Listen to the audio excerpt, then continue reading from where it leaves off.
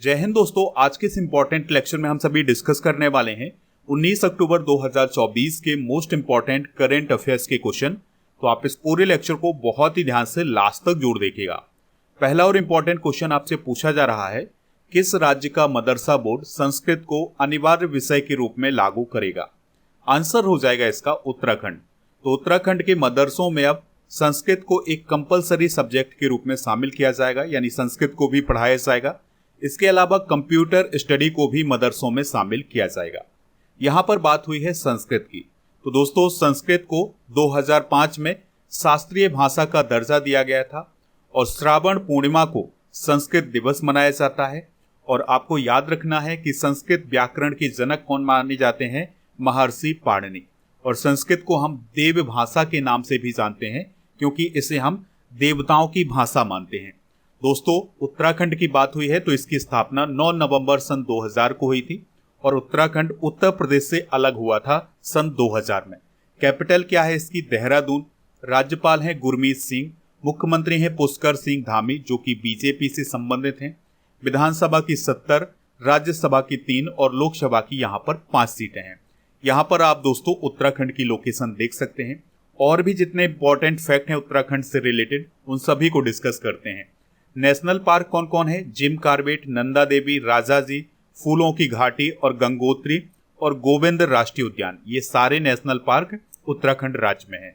यहाँ से related GI tag कौन कौन है?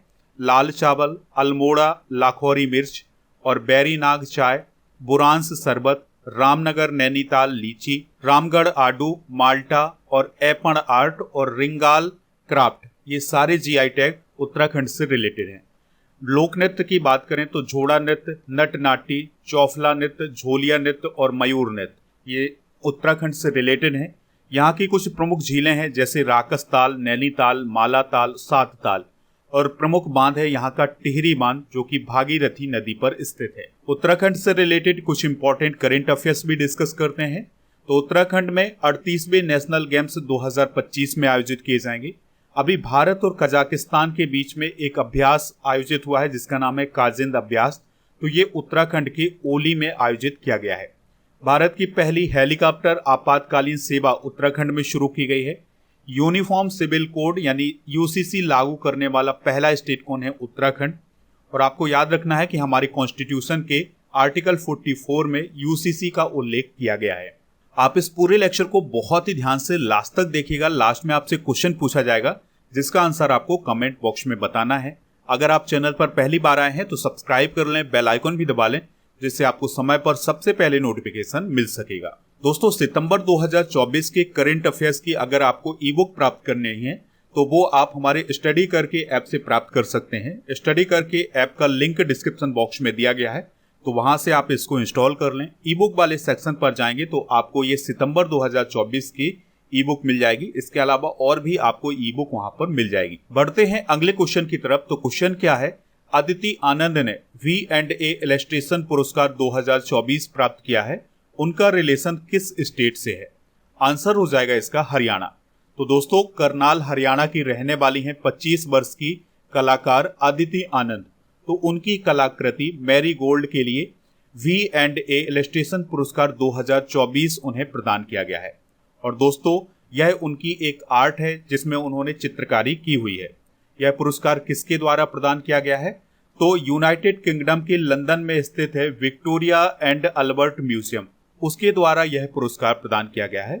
इस पुरस्कार के अंतर्गत उन्हें 3000 पाउंड की राशि प्रदान की गई है। अब आपको कमेंट बॉक्स में यह बताना है कि पाउंड किस देश की राशि है। हाल ही में प्रदान किए गए कुछ प्रमुख पुरस्कार डिस्कस कर लेते हैं। जैसे श्रीनिवास आर कुलकर्णी को 100 पुरस्कार से सम्मानित किया गया है। अनुसुईया सेन गुप्ता को कांस फिल्म फेस्टिवल में बेस्ट एक्ट्रेस का अवार्ड मिला है। आपको याद रखना है कि जो कांस फिल्म फेस्टिवल है ये फ्रांस देश में आयोजित किया जाता है। रस्किन बॉन्ड को साहित्य अकादमी फेलोशिप से सम्मानित किया गया है। चंद्रकांत सतीजा को ग्लोबल एक्सीलेंस अवार्ड मिला है। डॉक्टर सौम्या स्वामीनाथन को मैकगिल विश्वविद्यालय के द्वारा सम्मान प्रदान किया गया है। और फिलिस्तीनी पत्रकार को यूनेस्को गिलर्मो कैनो पुरस्कार से सम्मानित किया गया है। और पूर्णिमा देवी वर्मन को व्हिटली गोल्ड अवार्ड 2024 प्रदान किया गया है। नेक्स्ट क्वेश्चन है, JSW स्पोर्ट्स के क्रिकेट निदेशक कौन बने हैं? आंसर हो जाएगा इसका सौरव गांगुली। तो भारतीय टीम के पूर्व कप्तान सौरव गांगुली को अभी हाल ही में JSW स्पोर्ट्स के द्वारा क्रिकेट निदेशक बनाया गया है।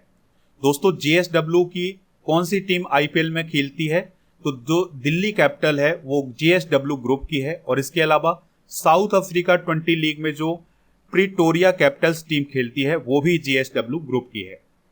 दोस्तों सौरव गांगुली पश्चिम बंगाल राज्य के ब्रांड एम्बेसडर हैं, इस बात को भी आप याद रखिएगा।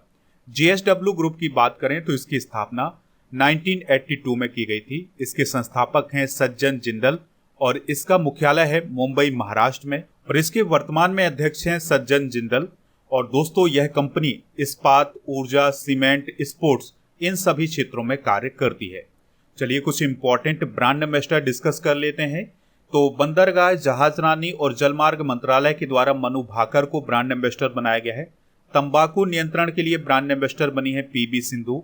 साउमी इंडिया की ब्रांड एम्बेसडर बनी है कैटरीना कैफ। एवरेडी के ब्रांड एम्बेसडर नीरज चोपड़ा बने हैं। बोट के brand ambassador Ranbir Singh. SBI के ब्रांड एम्बेसडर महेंद्र सिंह धोनी और BPCL के ब्रांड एम्बेसडर राहुल द्रविड़ और इन्फोसिस के ब्रांड एम्बेसडर के रूप में राफेल नडाल और एगा स्विएटेक को घोषित किया गया है। नेक्स्ट क्वेश्चन है, भारत ने किस देश को हीमोडायलिसिस मशीनें भेजी हैं? आंसर हो जाएगा इसका पापुआ न्यू गिनी। तो पापुआ न्यू गिनी देश की मदद करने के लिए भारत ने हीमोडायलिसिस मशीनें भेजी हैं। देखिए दोस्तों, जब भी हीमो शब्द आ जाए तो ये समझ लेना है आपको कि ये ब्लड से संबंधित है, यानी कि रक्त से संबंधित है। तो जो हीमोडायलिसिस मशीनें होती हैं वो हमारे ब्लड से अपशिष्ट पदार्थों और पानी को छानती हैं और शरीर को स्वस्थ रखने में मदद करती हैं। देखिए बात करें अगर हम पापुआ न्यू गिनी की, तो ये है ऑस्ट्रेलिया और यहाँ पर स्थित है पापुआ न्यू गिनी, और यह ओशिनिया महाद्वीप में स्थित है। कैपिटल इसकी पोर्ट मोरेस्बी है और करेंसी है पापुआ न्यू गिनी किना, और प्रधानमंत्री हैं जेम्स मार्पे। इस बात को आप याद रखिएगा। देखिए यहाँ पर आप पापुआ न्यू गिनी देश की लोकेशन भी देख सकते हैं वर्ल्ड मैप में। अगला क्वेश्चन है, किस राज्य के सभी आवासीय स्कूलों का नाम बदलकर महर्षि वाल्मीकि के नाम पर रखा गया है? आंसर हो जाएगा इसका कर्नाटक। तो कर्नाटक राज्य के जो मुख्यमंत्री हैं सिद्धरमैया जी, तो उनके द्वारा ये घोषणा की गई है कि कर्नाटक के जितने भी आवासीय विद्यालय हैं उनका नाम महर्षि वाल्मीकि आवासीय विद्यालय किया जाएगा। इसके अलावा एक और फैसला लिया गया है कर्नाटक की गवर्नमेंट के द्वारा, जो रायचूर यूनिवर्सिटी है उसका नाम बदलकर भी महर्षि वाल्मीकि विश्वविद्यालय कर दिया गया है। महर्षि वाल्मीकि के बारे में आप सभी लोग जानते होंगे, इन्होंने महाकाव्य लिखा है रामायण। कर्नाटक की बेसिक जानकारी डिस्कस कर लेते हैं। तो बेंगलुरु इसकी कैपिटल है और राज्यपाल हैं थावर चंद्र गहलोत, मुख्यमंत्री हैं सिद्धरमैया, और विधान परिषद है यहाँ पर, तो विधान परिषद की 75 सीटें हैं और विधानसभा की यहाँ पर 224 सीटें हैं। कर्नाटक की लोकेशन आप यहाँ पर देख सकते हैं। चलिए अब कर्नाटक से रिलेटेड कुछ इंपॉर्टेंट करेंट अफेयर्स भी डिस्कस कर लेते हैं। तो भारत में सबसे ज्यादा सार्वजनिक इलेक्ट्रिक वाहन चार्जिंग स्टेशन किस स्टेट में है? कर्नाटक में। तूतेधारा या अग्निकेली त्योहार अभी हाल ही में कर्नाटक राज्य में मनाया गया है। कर्नाटक सरकार ने AI केंद्र के लिए विश्व आर्थिक मंच के साथ अभी हाल ही में एक समझौता किया है। कर्नाटक सरकार ने डिजिटल डिटॉक्स पहल शुरू की है और कर्नाटक ने 21 वर्ष से कम आयु के लोगों के लिए हुक्का और तंबाकू प्रोडक्ट पर प्रतिबंध लगाया है।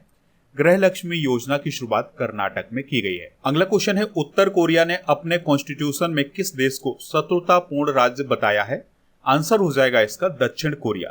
तो दोस्तों उत्तर कोरिया और दक्षिण कोरिया दोनों एक दूसरे को अपना दुश्मन मानते हैं, लेकिन उत्तर कोरिया के संविधान में अभी हाल ही में एक संशोधन किया गया है और उस संशोधन में दक्षिण कोरिया को अपना शत्रु देश बताया गया है, यानी कि हॉस्टाइल स्टेट के रूप में उसे बताया गया है। ठीक है, तो आप सभी को पता है कि उत्तर कोरिया का शासक है किम जोंग उन, वो जो भी चाहता है वो हो सकता है। तो अब उसने अपने संविधान में बदलाव करते हुए दक्षिण कोरिया को अपना शत्रु बताया है।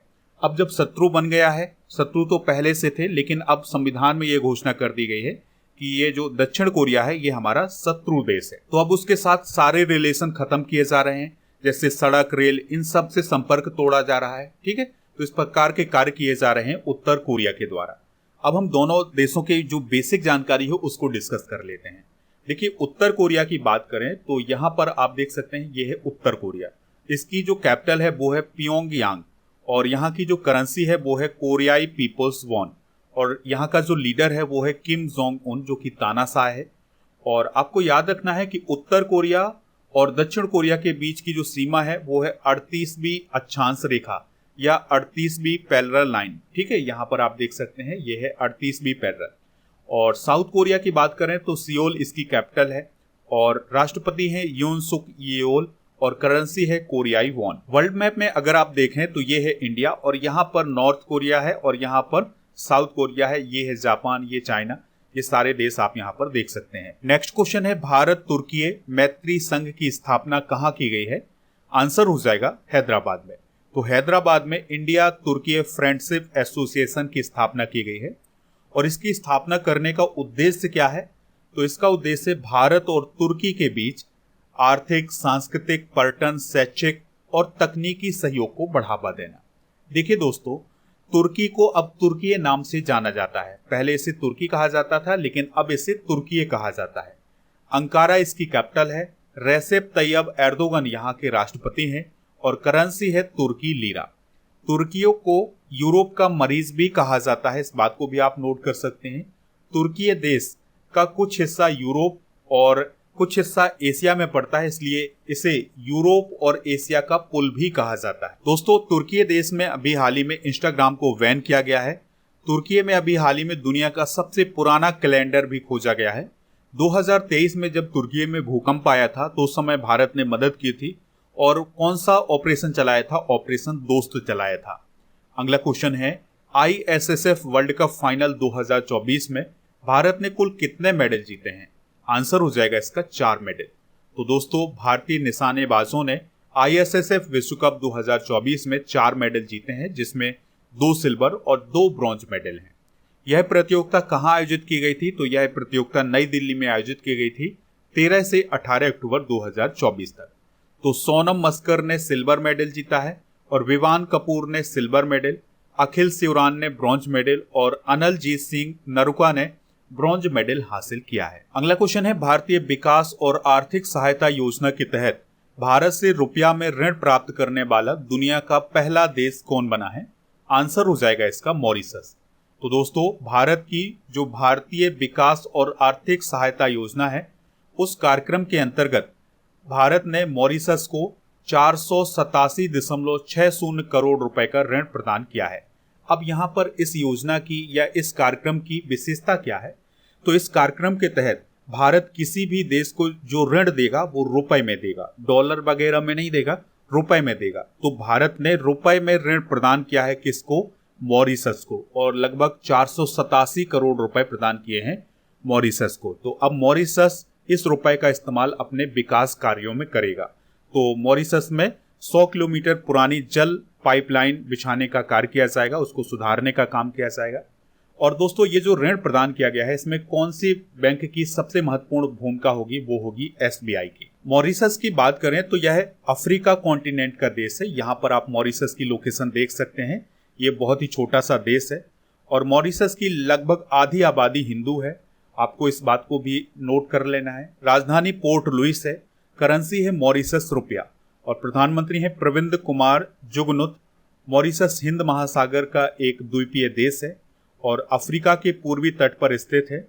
और दोस्तों, देश की जो लगभग 2/3 आबादी है वो भारतीय मूल की है। और यहाँ पर भारतीय मूल के लोग कैसे पहुंचे? तो अंग्रेजों के द्वारा गन्ने के खेतों में काम करने के लिए यहाँ से मजदूर, यानी भारत से मजदूर वहाँ पर ले जाए गए थे। अब वो वहाँ के निवासी बन गए हैं। अगला क्वेश्चन है मेरा होनचोंगबा महोत्सव किस स्टेट में मनाया गया है? आंसर हो जाएगा इसका मणिपुर में। तो मणिपुर के इम्फाल में अभी हाल ही में मेरा होनचोंगबा उत्सव मनाया गया है। इस त्योहार को जनजातीय और घाटी के लोगों के बीच संबंधों को बढ़ावा देने के लिए मनाया जाता है। मणिपुर में और भी बहुत सारे त्योहार मनाए जाते हैं, जैसे गेंग नगाई, लुई नगाई नी और यायो सांग और थावल चोंगबा और कांग। ये सारे महोत्सव मणिपुर में मनाए जाते हैं। मणिपुर नॉर्थ ईस्ट का स्टेट है। यहाँ पर आप इसकी लोकेशन देख सकते हैं।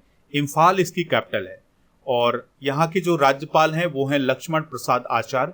इन्हें एडिशनल चार्ज दिया गया है मणिपुर का। वैसे ये असम के गवर्नर हैं। यहाँ के मुख्यमंत्री कौन है? एन बीरेन सिंह। इसकी स्थापना 21 जनवरी 1972 को की गई थी। लोकटक झील के बारे में आपने सुना होगा, तो लोकटक झील किस स्टेट में है? ये मणिपुर स्टेट में है और इसे तैरती झील के नाम से भी जाना जाता है। चलिए कुछ प्रमुख महोत्सव डिस्कस करते हैं। तो केरल में अभी परिपली गज मेला और केरल में विशु जो कि मलयालम नया साल होता है, इसको मनाया गया है। अरुणाचल प्रदेश में तवांग उत्सव, उत्तराखंड में फूलदेई, ओडिशा में धनु यात्रा, ओडिशा में नुआखाई त्योहार, असम में अंबुबाची मेला, गुजरात में उत्तरायण, जम्मू कश्मीर में खीर भवानी मेला और तमिलनाडु में पोंगल और पुथांडु का आयोजन किया जाता है। अगला क्वेश्चन है, भारत की पहली एयरपोर्ट इंडोर वायु गुणवत्ता निगरानी सुविधा पवन चित्रा का उद्घाटन कहाँ किया गया है? आंसर हो जाएगा तिरुअनंतपुरम में।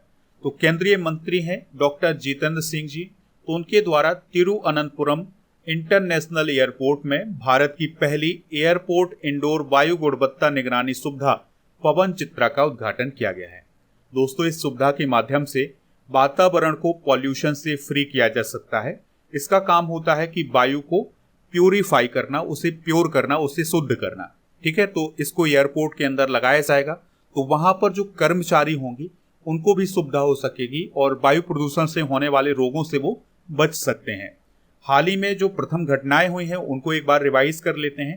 तो प्रथम बहुउद्देशीय ग्रीन हाइड्रोजन पायलट प्रोजेक्ट का उद्घाटन कहाँ किया गया है? हिमाचल प्रदेश के झाकड़ी में। देश का प्रथम IIT सैटेलाइट कैंपस कहाँ स्थापित किया गया है? उज्जैन मध्य प्रदेश में। IIT मद्रास का प्रथम अंतर्राष्ट्रीय परिसर कहाँ खोला गया है? तंजानिया के जांजीबार में। भारतीय सेना विशेष बल प्रशिक्षण स्कूल में प्रथम ऊर्ध्वाधर पवन सुरंग कहाँ स्थापित की गई है? हिमाचल प्रदेश में। भारत का पहला स्वदेशी बॉम्बर मानव रहित विमान कौन है? तो उसका नाम है FWD-200B। अब तटीय पोत से विद्युत चुंबकीय रेलगन लॉन्च करने वाला पहला देश कौन है? जापान। भारत का पहला सूर्य मिशन कौन है? आदित्य L1। अंतरराष्ट्रीय एमी अवार्ड जीतने वाली प्रथम भारतीय महिला कौन है? एकता कपूर। अगला क्वेश्चन है, गुरमीत पाल सिंह ने ग्रीस में ACO विश्व शतरंज चैंपियनशिप में कौन सा मेडल जीता है? तो दोस्तों, उन्होंने गोल्ड मेडल जीता है। अगला क्वेश्चन है, याहा सिनवार किस ऑर्गेनाइजेशन का लीडर था जो इजरायली हमले में मारा गया है? आंसर हो जाएगा हमास। तो हमास का लीडर था जिसका नाम था याहा सिनवार, तो उसके अभी हाल ही में मौत हो गई है और इजरायली अटैक में वो मारा गया है। अगला क्वेश्चन है, सिविल सेवकों को सशक्त बनाने के लिए कौन सा सप्ताह मनाया जाएगा? तो कर्म योगी सप्ताह मनाया जाएगा। दोस्तों, आपको याद रखना है कि भारत में सिविल सेवा दिवस कब मनाया जाता है? 21 अप्रैल को। आज का लास्ट क्वेश्चन है, विश्व सांख्यिकी दिवस कब मनाया जाता है, यानी वर्ल्ड स्टैटिस्टिक्स डे कब सेलिब्रेट किया जाता है? आंसर हो जाएगा 20 अक्टूबर को। तो ये तो हुई वर्ल्ड स्टैटिस्टिक्स डे की। अगर हम नेशनल स्टैटिस्टिक्स डे की बात करें तो यह 29 जून को मनाया जाता है। अच्छा, 20 अक्टूबर को एक और दिवस मनाया जाता है, विश्व ऑस्टियोपोरोसिस दिवस। ये हड्डियों से संबंधित बीमारी होती है जो कि विटामिन डी की कमी से होती है। और अंतरराष्ट्रीय सेफ डे भी 20 अक्टूबर को मनाया जाता है। तो ये सारे फैक्ट आप नोट कर लें। दोस्तों, अब हम कल के करंट अफेयर्स के क्वेश्चन एक बार रिवाइज करेंगे। भारत के नए मुख्य न्यायाधीश कौन बने हैं? संजीव खन्ना। मिस इंडिया 2024 का खिताब किसने जीता है? निकिता पोरवाल ने। हरियाणा के 11वें चीफ मिनिस्टर कौन बने हैं? नायब सिंह सैनी। हाल ही में न्याय की देवी की नई मूर्ति कहाँ लगाई गई है? सुप्रीम कोर्ट में। ओरछा किस राज्य में है जिसके संकलित दस्तावेजों को यूनेस्को की विश्व धरोहर समिति में मंजूरी दी गई है? मध्य प्रदेश। हाल ही में किस भारतीय को ICC हॉल ऑफ फेम में शामिल किया गया है? नीतू डेविड। किस बैंक ने सिंगापुर में पहली शाखा खोली है? HDFC bank. 7वीं अंतर्राष्ट्रीय सौर गठबंधन सभा का आयोजन कहाँ किया जाएगा? नई दिल्ली में। भारत ने किस देश के साथ MQ-9V ड्रोन खरीदने के लिए समझौता किया है? अमेरिका। गृह मंत्रालय में विशेष सचिव आंतरिक सुरक्षा किसे नियुक्त किया गया है? प्रवीण वशिष्ठ को। और भारत का प्रमुख आयात स्रोत कौन सा देश बना है? चाइना। केंद्रीय मंत्री जयंत चौधरी ने राष्ट्रीय कौशल प्रशिक्षण संस्थान विस्तार केंद्र का उद्घाटन कहाँ किया है? विशाखापत्तनम। अखिल शिवरान ने ISSF वर्ल्ड कप के फाइनल में कौन सा मेडल जीता है? ब्रॉन्ज। और डिजिटल इंडिया कॉरपोरेशन यानी DIC के MD और CEO कौन बने हैं? आकाश त्रिपाठी। भारत और किस देश के बीच ऑडियो विजुअल सह निर्माण समझौते पर हस्ताक्षर किए गए हैं? कोलंबिया। आज के जनरल नॉलेज के पिटारे में हम प्रमुख आंदोलन डिस्कस करेंगे, जैसे पाइका विद्रोह 1817 से 1825 तक रहा है, भील विद्रोह 1818 से 1831 तक, हो विद्रोह 1820 से 1821 तक, कोल आंदोलन 1831 से 1832 तक, रामौसी विद्रोह 1822 से 29 तक, वहाबी आंदोलन 1826 से 71 तक, खासी विद्रोह 1833 ईस्वी में हुआ था और नील विद्रोह 1859 से 60 तक और फराइजी आंदोलन 1838 से 1860 तक रहा है। तो ये सारे आंदोलन आप नोट कर लें। अब हम सितंबर 2024 के करंट अफेयर्स को भी एक बार रिवाइज करेंगे, तो इसको आप बहुत ही ध्यान से सुनिएगा। श्वेत क्रांति 2.0 को किसने लॉन्च किया है? अमित शाह जी ने। मिस इंडिया वर्ल्ड वाइड 2024 का टाइटल किसने जीता है? ध्रुवी पटेल। 14वीं हॉकी इंडिया जूनियर पुरुष राष्ट्रीय चैंपियनशिप 2024 को किसने जीता है? पंजाब। भारत ने सिंधु जल संधि की समीक्षा और संशोधन के लिए किस देश को नोटिस भेजा है? पाकिस्तान। हाल ही में कौन सा देश कुष्ठ रोग से मुक्त होने वाला पहला देश बना है? जॉर्डन। हाल ही में किस संस्था ने विश्व कप में पुरुष और महिला क्रिकेट टीमों के लिए समान पुरस्कार राशि की घोषणा की है? आईसीसी। भारत ने किस देश की सीमा पर बाड़ लगाने के लिए 31,000 करोड़ रुपए की मंजूरी दी है? म्यांमार। विश्व अल्जाइमर दिवस कब मनाया जाता है? 21 सितंबर। उत्तर प्रदेश सरकार ने राज्य में कितनी हाईटेक नर्सरी स्थापित करने की घोषणा की है? 73। सुरेश कुमार कैत किस राज्य के हाईकोर्ट के मुख्य न्यायाधीश बने हैं? मध्य प्रदेश। दोस्तों, कल के करंट अफेयर्स में आपसे पूछा गया था कि अंतरराष्ट्रीय सौर गठबंधन का 101वां सदस्य कौन बना है, तो वो बना है नेपाल। तो लगभग सभी लोगों ने इसका आंसर बताया हुआ है, लेकिन वीना साहू ने बहुत ही डिटेल से बताया हुआ है। तो इस प्रकार से अगर आपको जानकारी है किसी भी सब्जेक्ट के बारे में, तो वो आप सारी जानकारी आप लिख दें, जिससे आपको भी याद हो सकेगी और जो आपका कमेंट पढ़ेगा उसको भी बहुत सारी जानकारी मिल जाएगी। तो लगभग सभी लोगों ने इसका आंसर नेपाल बताया हुआ है। स्टडी करके ऐप को आप इंस्टॉल कर लें, इसका लिंक डिस्क्रिप्शन बॉक्स में दिया गया है। यहाँ पर आपको टेस्ट पास मिल जाएगा और पीडीएफ वगैरह ये सभी मिल जाएगा। दोस्तों, आज का क्वेश्चन है आपके लिए, टिहरी बांध किस स्टेट में है? जो भी इसका राइट आंसर हो कमेंट बॉक्स में जरूर बताएं। दोस्तों, ऐप पर जनवरी से सितंबर 2024 तक के करंट अफेयर्स की ई बुक मिल जाएगी, हिंदी इंग्लिश दोनों मीडियम में। इसके अलावा टेस्ट सीरीज वाले ऑप्शन पर आपको डेली करंट अफेयर्स का टेस्ट मिल जाएगा। इसके अलावा मॉक टेस्ट भी मिल जाएगा। ई बुक वाले सेक्शन पर करंट अफेयर्स की ई बुक के अलावा आपको जीके की ई बुक भी मिल जाएगी, तो यहाँ से आप प्राप्त कर सकते हैं। आप हमारे टेलीग्राम चैनल को भी ज्वाइन कर लें। टेलीग्राम चैनल का नाम है स्टडी कर ऑफिशियल, तो आप इसको सर्च करके और ज्वाइन कर सकते हैं, तो आपको पीडीएफ मिल जाएगा डेली करंट अफेयर्स का। व्हाट्सएप चैनल और इंस्टाग्राम पेज को भी फॉलो कर लें, इन सभी का लिंक डिस्क्रिप्शन में दिया गया है।